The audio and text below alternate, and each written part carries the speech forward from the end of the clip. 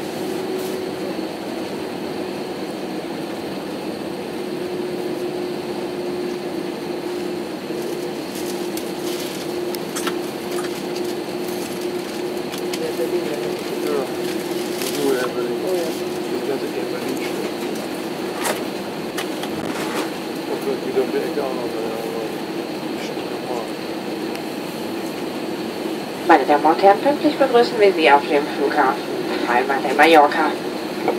Bitte bleiben Sie zu Ihrer eigenen Sicherheit noch so lange angeschnallt sitzen, bis wir unsere endgültige Fahrposition erreicht haben und auch die Anschnallzeichen über Ihnen erloschen sind. An dieser Stelle möchten wir uns von Ihnen verabschieden und bedanken uns, dass Sie heute unsere Gäste waren und Germanwings gewählt haben.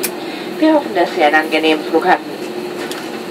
Im Namen von Germanwings, Kapitän Dupont und der gesamten Besatzung wünschen wir nur noch einen schönen verbleibenden Tag und eine sichere Weiterreise bis zu Ihrem endgültigen Zielort. Vielen Dank und auf Wiedersehen.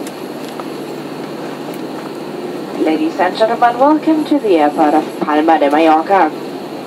For your own safety and comfort, please remain seated with your seatbelts fastened until the aircraft has come to a complete stop and the fasten seatbelt signs on you have been switched off.